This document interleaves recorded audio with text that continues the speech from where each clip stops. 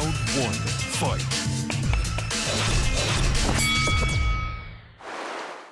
안녕하세요. 박종훈의 경제한방입니다. 아마 지금도 주식 투자할지 말지 고민하신 분도 계실 거고 이미 투자해서 많은 이득을 보셨다고 생각하시는 분들이 이제는 팔 텐지 아니면 계속 유지해도 되는지 고민들이 정말 많으실 것 같은데요. 자, 김한진 KTB 투자증권 수석 연구위원과 함께 얘기를 좀 나눠보겠습니다. 안녕하세요. 네, 안녕하십니까. 자, 단도직입적으로 지금 주식사도 여전히 지금도 되는 겁니까? 어떻게 될까요? 주식은 뭐 평생 해야죠. 네. 그 순간 뭐 이렇게 기술적인 조정이라든지 뭐 굴곡은 당연히 뭐 주식 시장의 어떤 속성상 생리상 있을 수밖에 없습니다. 주식 시장이 뭐 빨랫줄처럼 늘 올라가는 것만 아니고요. 하지만 지금 지난 뭐 100여 년간 글로벌 증시부터 한국 증시를 다 돌이켜 보면 올라가는 기간과 빠지는 기간의 비율이 한 7대3 내지는 8대2 정도였습니다. 올라가는 비율이 아주 굉장히 높네요. 7대3, 8대2 정도. 세계 GDP는 계속 성장하고 있고요. 그것만큼 시가총액도 불어나게 돼 있습니다.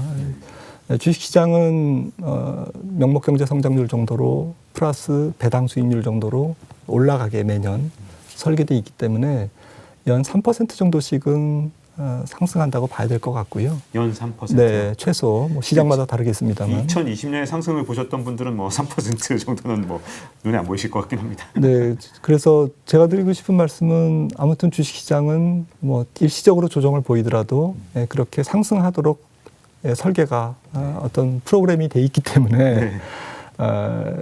결국 뭐 그 중에서 이제 우량 기업 같은 경우에는 그 나라의 대표적인 기업들이고 또 수익을 굉장히 많이 내는 기업들이 시가총액 상위를 차지하고 있고 또 그런 종목들이 시가총액 상위로 올라가면서 주가 지수를 끌어올리는 성향이 있기 때문에 마켓은 뭐 한 3~4%의 기대 수익률이라고 하지만 실제로 주도주에 올라탈 경우에는 연 10% 이상의 수익률이 계속 기대된다라는 거죠. 그렇다고 보면 일시적인 조정을 두려워해서 주식을 접는다, 주식을 뭐 완전히 계좌를 뺀다 이런 거는 조금 저는 어리석은 일이라고 생각합니다. 다만 지금 너무 이제 시장이 과열되어 있다 보니까 시장은 원래 조정을 안 받는구나. 주식시장이라는 것은 원래 계속 올라가기만 하는구나 라고 본인이 믿지 않음에도 불구하고 그런 생각에 조금 빠져 있을 수 있다라는 거죠. 그래서 그런 부분만 조금 주의하면 저는 주식은 뭐 비록 3,000포인트대에서도 앞으로 5,000포인트를 향해서 시장은 결국 갈 테니까요. 저는 주식 투자를 계속 해야 된다고 생각을 합니다. 그 부분도 좀 중요한 것 같은데요. 어쨌든 우리가 최근 한 10여 년간 박스권 장세였는데 이번에는 확실히 박스권을 벗어나서 새로운 지향점을 향해서 가는 건지 아니면 뭐 일시적으로 박스권에서 이탈했을 뿐이고 결국은 좀 더 높은 선에서 또 새로운 박스권이 생기는 건지 여기에 또 많은 분들이 관심이 있을 것 같은데요. 예, 뭐 단도직입적으로 저는 새로운 박스권이라고 생각을 하고요. 뭔가 달라졌군요. 네, 그런데 다만 이 새로운 박스권의 상단을 당장 뭐 너무 높게 잡으면 조금 곤란하다. 왜냐하면은 이 박스권의 상당 그러니까 코리아 리레이팅 새로운 어떤 패러다임 시프트가 일어날 수 있는 한국 시장의 어떤 질적인 변화에 필요한 조건들의 한 절반 정도는 지금 갖춘 상태인데 앞으로 한 절반 정도의 숙제가 남아 있습니다. 절반 정도의 숙제는 예를 들어서 선진국 PER 같은 경우가 지금 뭐 한 20배 정도 되고요. 한 20배에서 항상 위에서 움직이는 성향이 좀 높았고 지금 우리나라 퍼 15배지 않습니까? 네. 선진국 퍼만 돼도 한 40%는 그대로 올라가겠네 이렇게 생각할 수 있지만 선진국의 퍼는 뭐 일부에 앞서서 말씀을 드렸지만 윤정기가 굉장히 좋습니다. 통화 정책이 그 통화 정책을 펼쳤을 때 그게 자산 시장에 미치는 어떤 영향, 경로 이런 것들이 굉장히 효율적이고 또 내수의 그 국내인들의 어떤 투자 비중이 높고 또 글로벌 연기금이라든지 국부펀드가 많이 갖고 있는 어떤 유통주식수를 상당히 그 잡아먹는 그래서 주식을 조금 유통주식수를 줄이도록 만드는 그러한 우량 종목들이 많습니다. 그 우량 종목들은 거대한 내수시장 그리고 글로벌리 굉장히 전 세계적으로 높은 브랜드 인지도, 얼핏 떠오르시는 뭐 어떤 그 종목들이 막 생각이 나실 거예요. 네, 네. 그렇죠. 아마 많이들 아실 겁니다. 바로 듣고. 네, 그런 종목들이 이익의 변동성이 낮고 네. 전 세계에서 안정된 수익을 거두면서 그러면서 ROE도 굉장히 높습니다. 한국 ROE가 올해 개선된다고 하지만 한 7 내지 9% 정도로 예상이 되는데요. 뭐 대만 같은 경우도 14%고 미국 같은 경우 S&P 500 기준으로는 뭐 20%가 넘거든요. 네. 그러니까 이런 부분들이 앞으로 한국 시장이 프리미엄을 높이기 위해서 해야 되는 일인데요. 조금 더 고부가화, 조금 더 경제 성장률은 낮지만 어떤 기업의 이익 증가율을 높이는 그러한 구조로 산업이 바뀌고 기업이 바뀌어야 되는데 지금 시장은 좀 급하죠. 이런 네. 것들이 다 이루어진 것처럼 마치. 그래서 왜 우리는 선진국만큼 못 받아? 라고 지금 아직도 그렇게 우리는 스틸 헝그리 조금 아직도 계속 그런 시각으로 보는데요.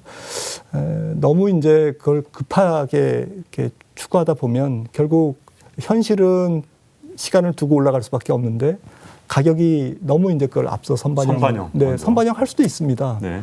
뭐 주가가 뭐 한 3년 후, 5년 후에 이를 선반영 할 수도 있는데요.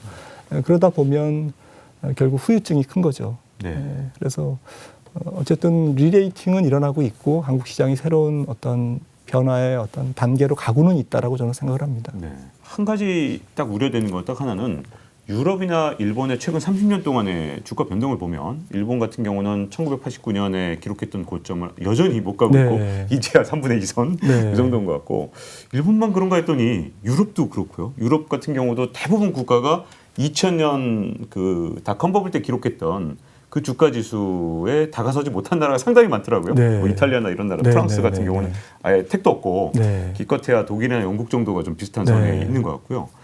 그리고 또 중국 같은 경우도 심지어 이렇게 네. 박스권에 있다 보니까 네. 한 20, 30년을 놓고 보면 야 그때 버블이 한창일 때 2000년에 샀거나 일본 같은 경우 이제 89년에 샀거나 그럼 여전히 지금 아직 원금도 안 된 그런 상황이다 보니 우리나라가 과연 이들 유럽이나 일본 같은 나라 심지어 중국하고도 차별화돼서 우리는 계속해서 우상향을 할 수 있는가 여기서 약간 궁금해지더라고요. 그 말씀하신 데 조금 답이 있는 것 같습니다.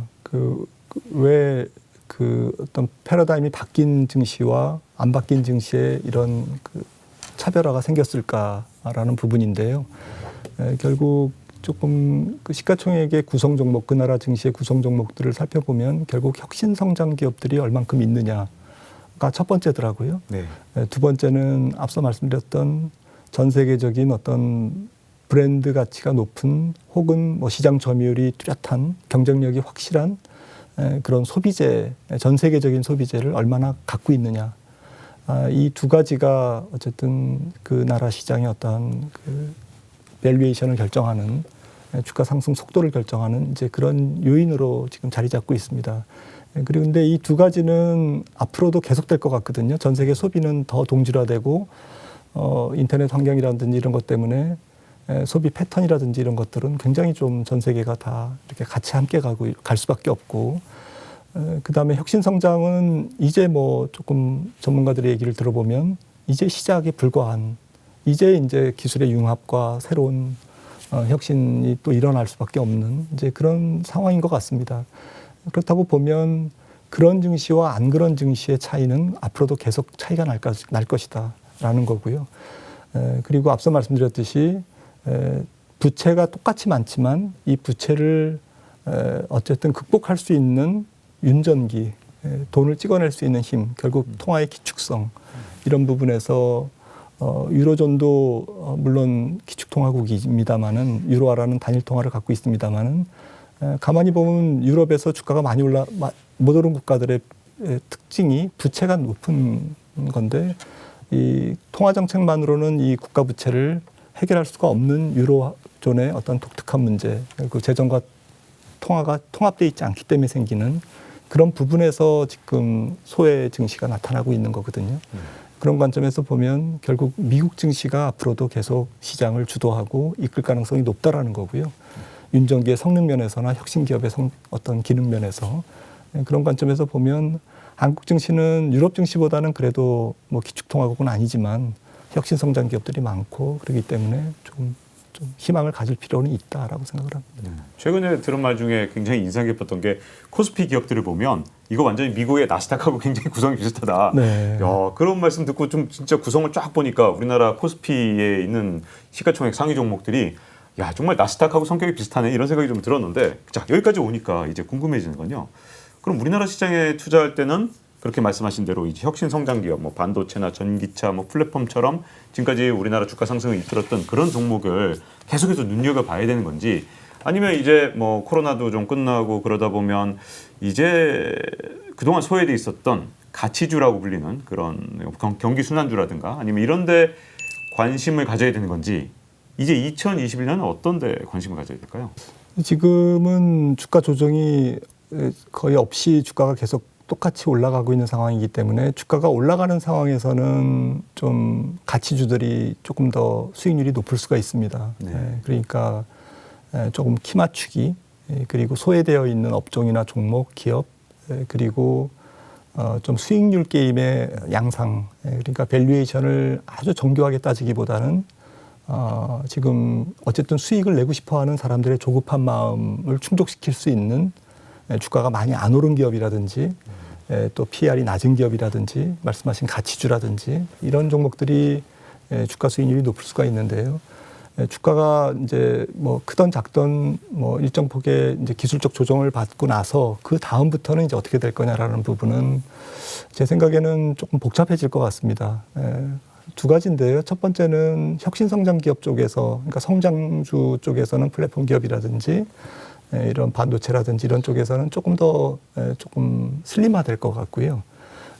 그리고 밑에 쪽, 뭐 K자형 경기 회복에 조금 하단 쪽에 있는 그런 기업에서도 조금 위쪽으로 도약을 하는 기업들이 나올 것 같거든요. 왜냐하면은 어려울 때 이제 그 어려운 상황을 이기고 경쟁 기업이 조금 없어지고 그래서 시장 점유율이 오히려 올라가고 뭐 K자형 경기의 밑에 있는 기업 업종이라고 해서 뭐 전부 산업 자체가 없어지는 게 아니기 때문에 거기서 생존한 기업들은 오히려 시장 점유율이 올라갈 수가 있습니다. 그리고 밸류에이션도 그런 성장주보다는 굉장히 또 안정적이고 하기 때문에 그래서 이제 양쪽으로 종목들이 이렇게 조금 편파적으로 올라갈 가능성 그리고 종목의 상승 종목의 수는 조금 더 슬림화돼서 선별적으로 올라갈 가능성 그래서 철저하게 좀 타겟팅을 둬서 투자를 해야만 되는 그런 상황으로 갈 것 같습니다. 포스트 코로나 시대에는.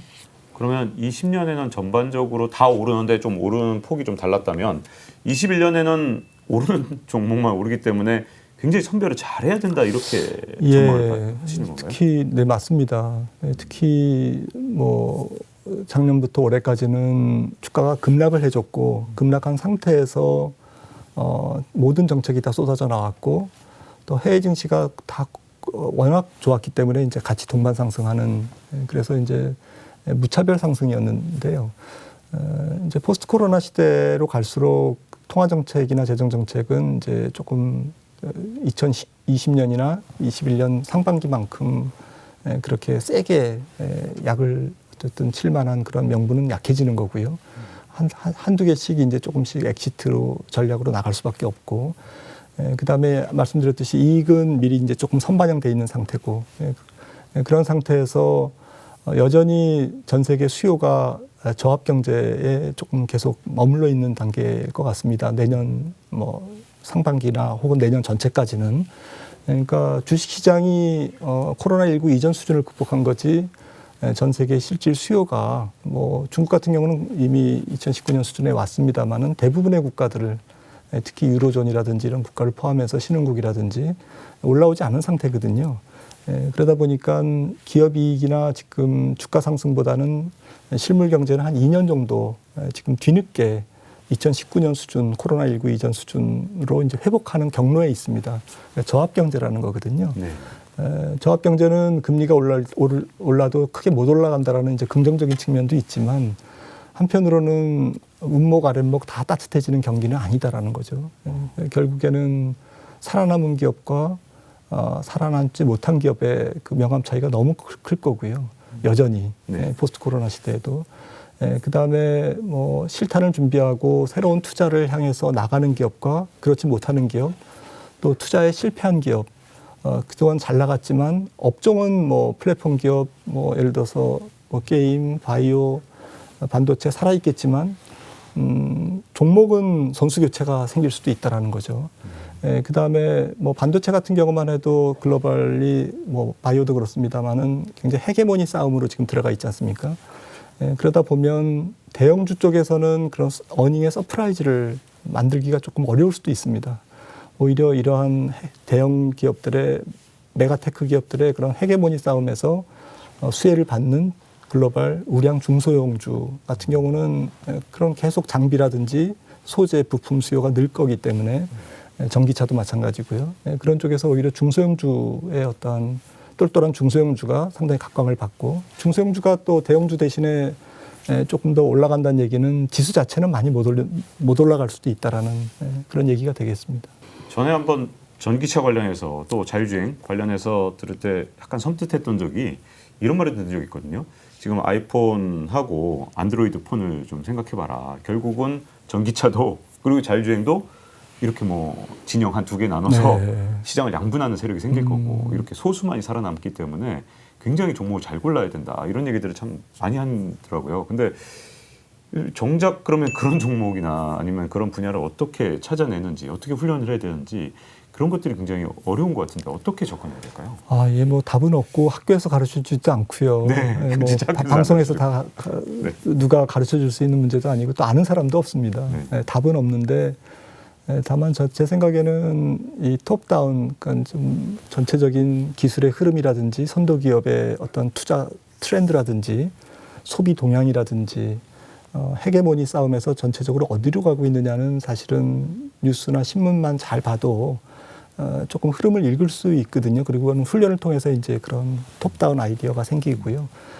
그래서 구체적으로 어떤 기업이 돈을 벌 건지는 뭐 증권사의 리포트라든지 또 이런 방송에서의 어떤 여러 가지 산업 전문가들의 어떤 조언이라든지 이런 것들을 좀 귀담아 들으셔서 이런 탑다운과 버텀업에서 양쪽에서 위아래쪽에서 균형된 영양 섭취를 계속 하시다 보면 조금씩 이렇게 아마 느낌이 오실 겁니다. 그래서 이거는 스스로 깨달을 수밖에 없고 또 투자하고 또 투자를 또 실패하고 그러면서 경험을 통해서 이제 쌓아나가야 되는 거거든요. 그래서 주식을 특히 처음 하시거나 아니면 아직 젊은 그런 투자자분들은 앞으로 계속 그런 투자 근력을 쌓아나갈 수 있는 헬스장에서 근육을 키울 수 있는 기간이 길잖아요. 네. 그러면 그 근육은 남이 만들어주는 근육은 아니거든요. 옆에서 트레이너가 아무리 얘기해도 본인이 스스로 안 하면 만들어질 수가 없는 거지 않습니까? 그런 관점에서 보면 굉장히 조금 젊을 때 투자한다라는 것은 정말 축복이다라고 저는 생각을 하고 있고요.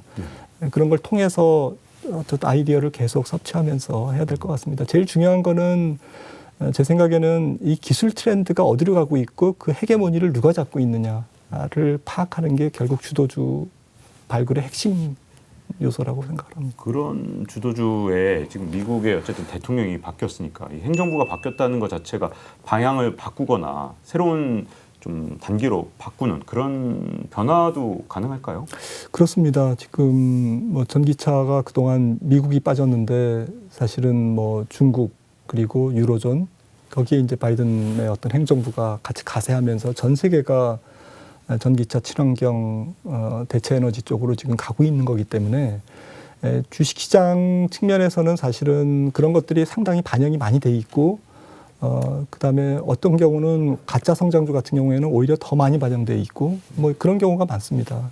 그래서 또 정책 관련주나 이런 어떤 바이든 행정부가 들어오면서 생기는 어떤 정책의 변화에서 생기는 이런 어떤 테마성 종목들이 겉으로는 화려하지만 지나고 나서 보면 그런 테마주들은 상당히 또 외화 내비는 경우도 많거든요. 네. 그리고 오히려 엉뚱한 종목이 정책 수혜주로 나중에 사람들한테 이렇게 선택되는 경우도 굉장히 많습니다. 네. 그래서 이거를 단순하게 뭐 신재생 에너지, 뭐 전기차, 배터리 이러니까 그냥 그런 쪽은 지금부터 다 사야 되겠다. 네. 이렇게 생각하시면 안 되고요. 네. 기업도 안 보고 그냥 막 투자하고 미국에서도 정말 그런 이미 그게 많았죠. 어느 정도 다 반영이 되어 있다라는 거죠. 올해까지 일어날 일들은 대충 반영이 되어 있기 때문에 거기서 이제 어떤 기업들이 더 성장할 건지 아니면 새로운 어떤 그 수혜주들이 나올 건지에 대한 면밀한 검토가 필요한데요.